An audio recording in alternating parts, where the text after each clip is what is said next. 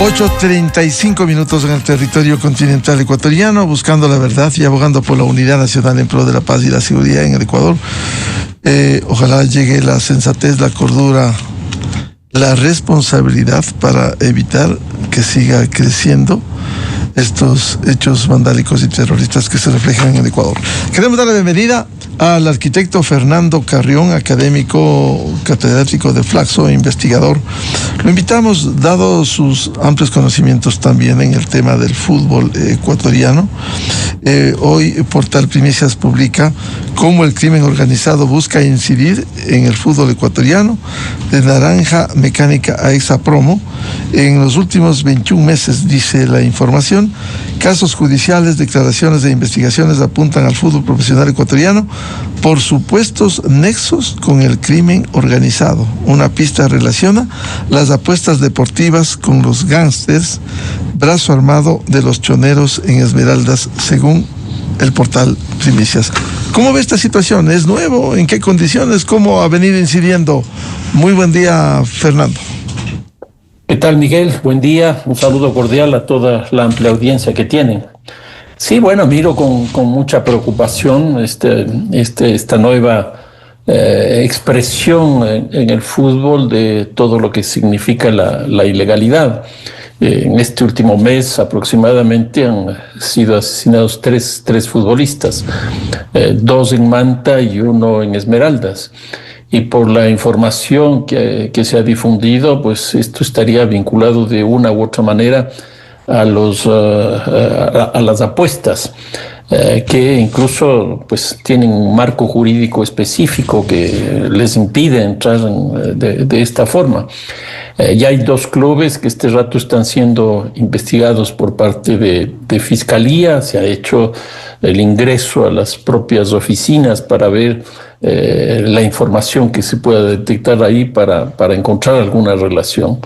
Pero esto es una cosa que está presente no solo en el fútbol ecuatoriano, sino en general, por quizás dos cosas. Uno, la gran aceptación social, la gran legitimidad social que tiene el fútbol a través de sus hinchas, sus fanáticos, etcétera. Y por otro lado, la poca transparencia, la poca estructura institucional del fútbol para impedir que este tipo de cosas ocurran. Ahora, ¿cuál ha sido el sistema? ¿Cómo se ha venido utilizando el fútbol para incidir desde estos grupos del crimen organizado? Bueno, hay distintas formas, por ejemplo, en temas del narcotráfico. Aquí hay la presencia de capitales para lavar recursos económicos. No nos olvidemos que hace aproximadamente un par de años el embajador de los Estados Unidos ya nos alertó respecto de esto. Claro. Si me permites, Fernando, el embajador de entonces, Michael Fitzpatrick, dijo que el narcotráfico estaba lavando su dinero en empresas, medios de comunicación y equipos de fútbol ecuatorianos. Eso dijo el embajador. Lo dijo de forma explícita, tal como acabas de leer, y entonces ha tenido poca repercusión. Yo creo que ahí, por ejemplo, una medida que hizo el presidente Noboa es ver la posibilidad de convertirles en sociedades anónimas para que tengan la posibilidad de rendir cuentas de cómo va evolucionando eso. Pero hasta ahora no hemos tenido ninguna expresión de ningún club. Pero sí, la presencia del narcotráfico en términos de lavado ha sido fuerte. En segundo lugar, también la presencia del narcotráfico se expresa en las propias organizaciones de los clubes, esto que llaman las bandas organizadas de los clubes. Tienen un nivel de consumo bastante alto y es un mecanismo para introducir a través de prácticas iniciáticas el consumo de narcóticos. Entonces esas 2 presencias en términos del narcotráfico son claras. Han habido casos en América Latina, como por ejemplo lo que ocurrió en Colombia a fines del siglo pasado, con la presencia de los carteles de Medellín y de Cali, que se tomaron sus clubes y llegó a operar una propuesta incluso desde los Estados Unidos, que fue lo que llamaron el informe Clinton, que hacía que esos clubes no pueden tener ningún ingreso de ningún empresa o reconocida legalmente, y entonces tuvieron que cambiar los nombres de los clubes para que puedan recibir esos recursos, porque la presencia era muy significativa. El otro caso de otro país con fuerza en esta misma línea ha sido México. Y entonces México tuvo su época dorada del fútbol, trayendo jugadores muy costosos de muchos lugares, que hacía imposible incluso que puedan llegar, por ejemplo, a Europa. Pero eso ya pasó, y ahora más bien el fútbol mexicano se ha caído en términos del financiamiento, porque hay prácticas que se están haciendo para que eso no ocurra. En otras palabras, yo creo que la presencia del narcotráfico y de estas estructuras criminales ha estado presente en el fútbol en varios momentos. Sobre el fútbol fue preciso el embajador Michael Fitzpatrick. Dijo textualmente: los criminales están lavando su plata, por supuesto, en los bienes reales, en cuentas bancarias, en empresas ficticias. Sus testaferros ahora están metidos hasta en la pasión nacional, el fútbol, usando algunos equipos para lavar su cara y su plata. ¿Cómo se lava el dinero en los clubes? Bueno, hay varias formas. Una, por ejemplo, es la compra de jugadores, y los jugadores son bastante caros, sobre todo los que vienen desde afuera. Entonces se compran los jugadores y se lava. La otra es el financiamiento de clubes en su totalidad. Ahora, el fútbol ecuatoriano tampoco es que tenga una gran capacidad económica como para hacer lavados relativamente importantes. Más o menos el presupuesto de los 16 equipos en este año debe estar alrededor de unos 170, 180 millones de dólares. De tal manera de que el lavado ahí tampoco es una cantidad muy grande. Ahora, eso es lo que cuesta el presupuesto, pero aparte de eso, hay otros gastos que nunca entran en los presupuestos, y ese es el gran problema, porque lo que se utiliza son las estructuras jurídicas para producir el lavado. Entonces, por ejemplo, en la compra de futbolistas que digo, pues va a aparecer en la contabilidad que costó, pongamos el caso, $1 millón, cuando en realidad se pagaron 2, 3 millones de dólares. Entonces, hay un juego como para que estos recursos económicos puedan fluir claramente. El portal Primicias nos recuerda como un narcotraficante que fue asesinado en la cárcel, el señor Leandro Norero, él no solo que incidía, dice la nota, uno de los contactos más frecuentes de Norero era Gilmar Camposano, alias Yankee, quien se mantiene prófugo. A través de la plataforma de Trema, Norero y Yankee hablaban de venta de drogas, otros delitos, y obviamente entró el tema del fútbol. Es decir, ¿el fútbol ha sido apetecido para lavar los recursos? Sin duda, sin duda. Y como decía al principio, tiene una aceptación tan grande que se puede sumar lo uno o lo otro. Por un lado está el tema del consumo, que es importante, porque ¿qué significa el consumo? Incrementar la demanda, y por lo tanto eso hace que las estructuras criminales tengan mayor capacidad económica. Uno de los grandes problemas que hemos tenido en estos últimos 7 años, más o menos, en el área de los narcóticos, es que hubo una sobreproducción y por lo tanto cayó el precio de la cocaína. Y entonces, para que ese precio vuelva a restablecerse, lo que se hizo fue ampliar los mercados, ampliar las demandas. Entonces ahí entró Europa con mucha fuerza, pero entró América Latina también con mucha fuerza. A este rato hay 3 grandes espacios de consumo de la cocaína, que es el caso de los Estados Unidos, el caso de Europa y el caso de América Latina. Y en el caso de la América Latina, la lógica para que entre fue básicamente el que los grandes carteles, pongamos el cartel de Sinaloa, el cartel de Jalisco Nueva Generación, en vez de pagarles en plata, les pagaban en dólares. Y entonces, en vez de pagarles en dólares, les pagaban en droga. Y entonces eso les obliga a introducir en el mercado local. Y entonces ahí hay un espacio muy interesante para el fútbol, porque, por ejemplo, las prácticas iniciáticas se hacen regalando la droga prácticamente, y eso se hace en los estadios, eso se hace con las organizaciones deportivas, que concentran mucha gente. Entonces, con eso, pues han ido ampliando el mercado, como digo, al principio regalando, después le van subiendo poco a poco el precio hasta llegar al precio real. Y este rato el precio de la cocaína ha vuelto a estar en precios bastante altos. Ahora, para profundizar en este tema, en esta investigación que hace Primicias, da cuenta que en el año 22 Norero y este dirigente de un equipo se habló del impulso de los recursos para un equipo de segunda categoría, al que identificaron como Naranja, haciendo referencia a Naranja Mecánica, un equipo de segunda categoría del Guayas, y el narcotraficante fallecido había dicho en su momento que invirtió dinero del club, pero los resultados no eran los mejores. Es decir, invierten no necesariamente pensando en el rendimiento del equipo. No, eso es una cosa secundaria. Lo que les interesa es ampliar la demanda, como decía hace un momento. Y la otra cosa es lavar los recursos. Son esas dos funciones que existen. Incrementar la demanda básicamente con los seguidores, con los aficionados, con los hinchas, etcétera.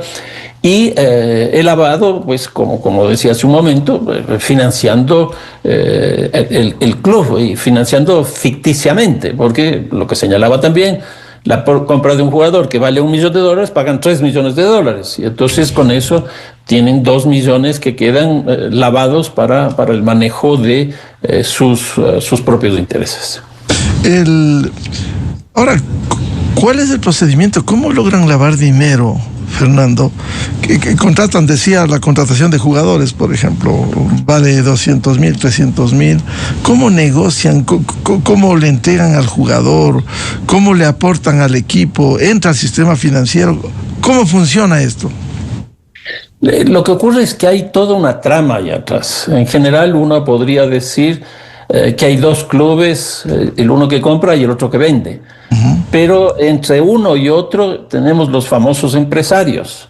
Y hay unos empresarios que son reconocidos por la federación o son reconocidos por la FIFA. Pero hay otros que no, que son simplemente mediadores y que se presentan como representantes de los futbolistas. Y estos son justamente los que establecen los precios y ahí van negociando. Entonces, el empresario que está vendiendo el equipo dice, bueno, vale $1 millón. Bueno, nosotros le compramos en 2. Y listo. Y así es lo que ocurre, porque ahí hay una situación bastante poco clara o bastante opaca con la presencia de estos empresarios de futbolistas que se han ido generalizando. Y entonces nosotros tenemos un empresario que puede manejar, no sé, 10, 15, 20 futbolistas. Y si le ponemos a cada uno de esos $1 millón, pues ya tenemos un monto relativamente importante.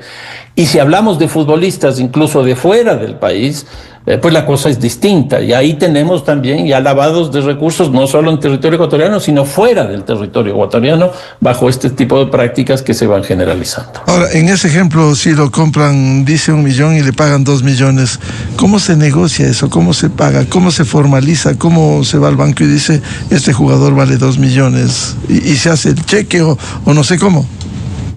Lo que pasa es que eso es bastante oscuro. Por eso es que en muchos casos la compra de un futbolista tiene 2, 3 contratos. Entonces, por ejemplo, hay un contrato que se registra en la Federación Ecuatoriana de Fútbol, pero hay otro contrato que se registra fuera del país. Y entonces, entre el uno y el otro pueden haber una distancia muy grande, y de hecho hay. Por eso es que muchos de los futbolistas ecuatorianos ganan el salario mínimo vital en el contrato, pero en la práctica es totalmente distinta, porque hay esta posibilidad de tener varios contratos que se establecen, unos aquí que se registran en la federación, otros que se registran en otro lado y otros que se registran fuera. Y entonces esto da la posibilidad justamente de manejar estos recursos de forma ilegítima. Pero aquí no hay una debilidad del Estado en los controles. Digamos en el ejemplo, el jugador X le ponen el gasto para la Federación Ecuatoriana, el salario mínimo, le ponen 470 o $500. ¿Y cómo justifica el jugador que recibe $10,000 o $20,000 de acuerdo al contrato en el exterior? Recibe esos $20,000 si él gana $4,500, $470 del mínimo. Claro, ahí es lo que debería entrar, por ejemplo, el SDI.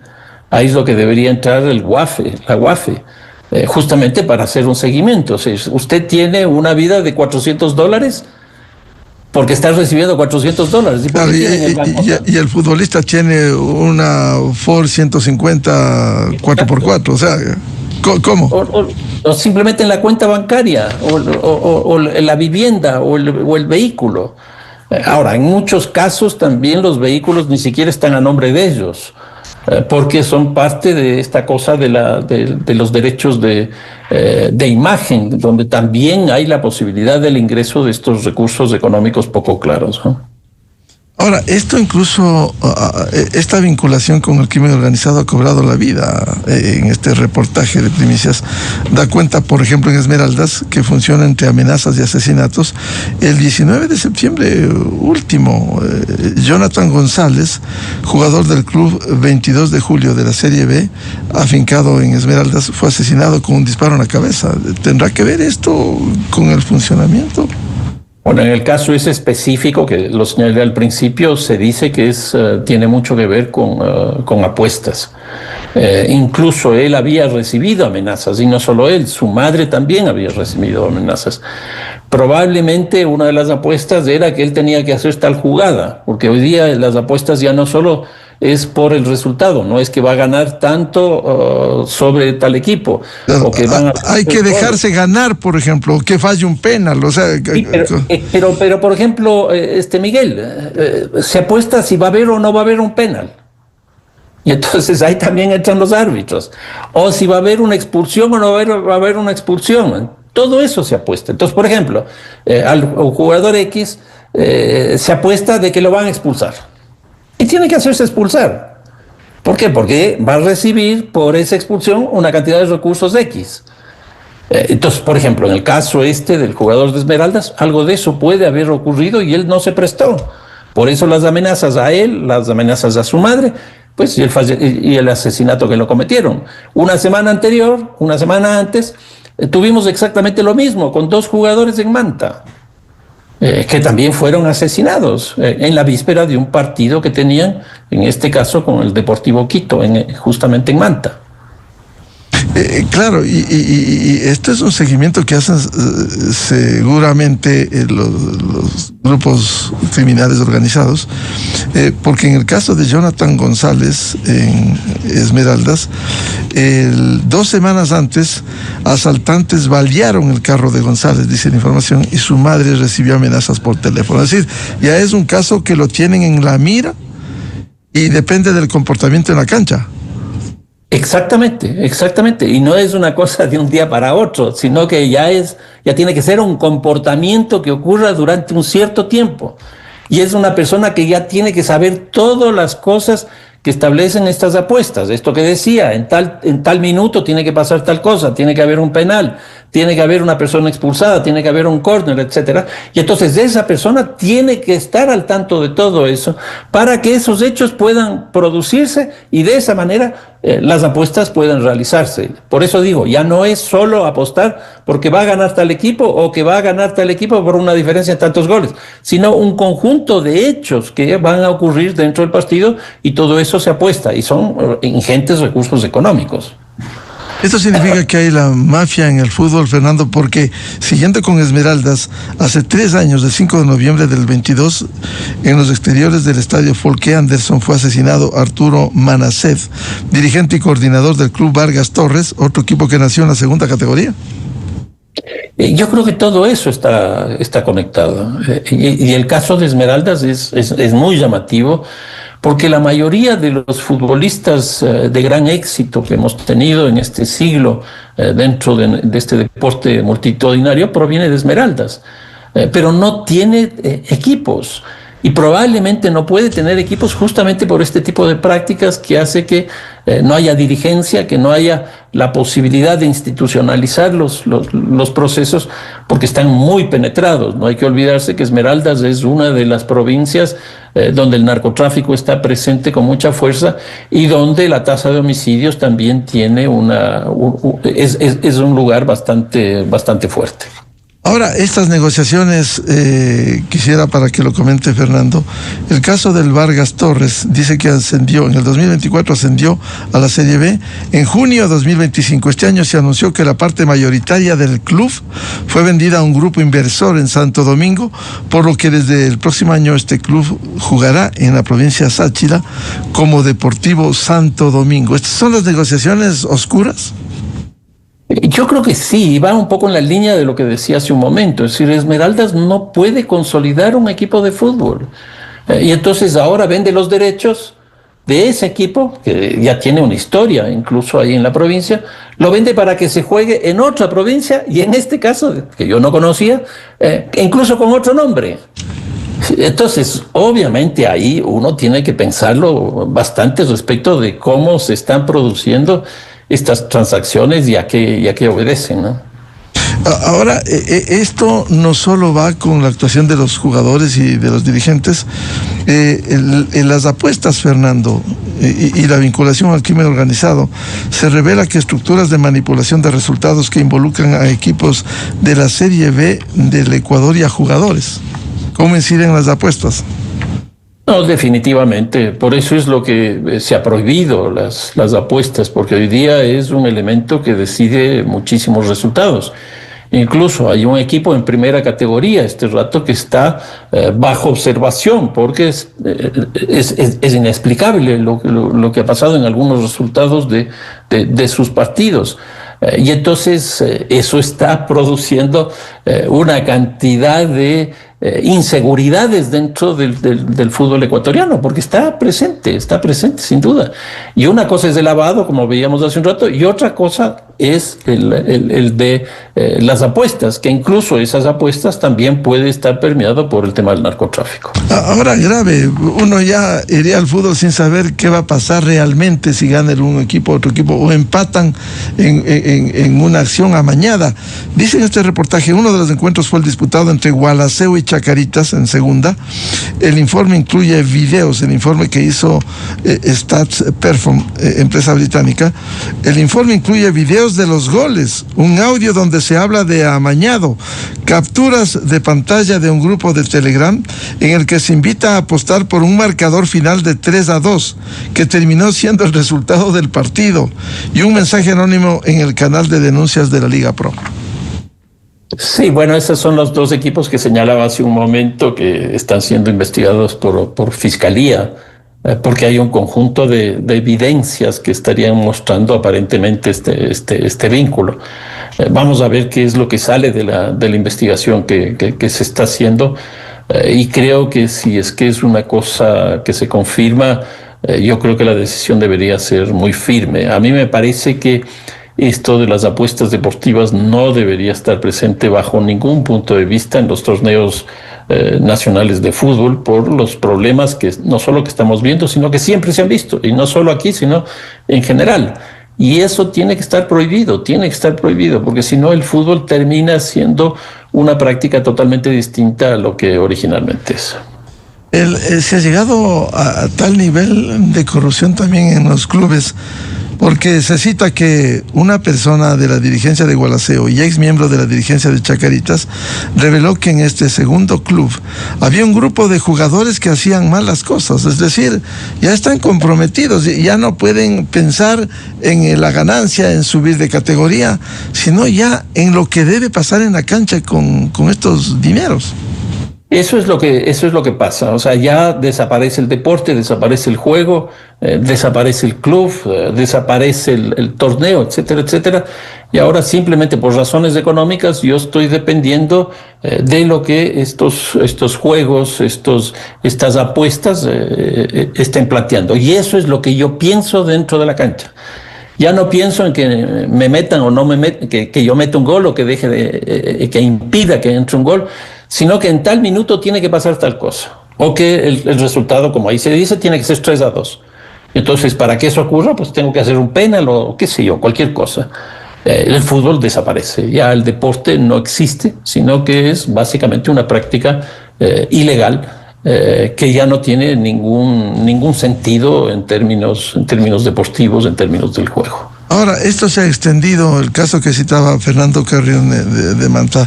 En la audiencia de vinculación, se recuerda en esta nota de primicias, de vinculación de Fito, su esposa, hijos y otros familiares en este caso, la Fiscalía mencionó que en el cuerpo 130 del expediente de ese caso hay un oficio de la Federación Ecuatoriana de Fútbol en la que certifica que José David M. era el representante legal y presidente del Fijalán, Club de Fútbol de Manta. Es decir, esto ha penetrado en el fútbol de segunda de esta manera, con recursos ilícitos.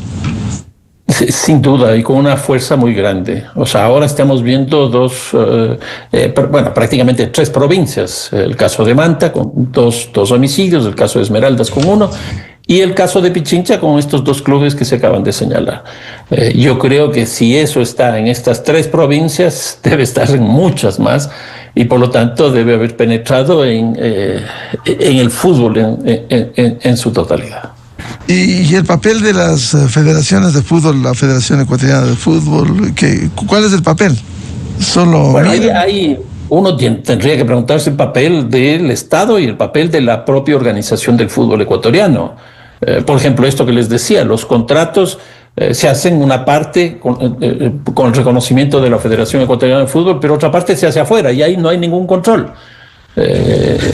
La FIFA ya ha establecido la necesidad de mantener políticas respecto del financiamiento de los clubes. Y esto está pasando.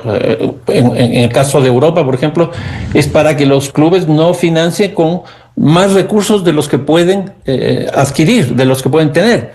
Pero en el caso de América Latina, yo creo que esa lógica tiene que estar, pero además tendría que tener la lógica de los recursos de dónde provienen, porque ese es un gran problema. Y cuando tenemos clubes con deudas pues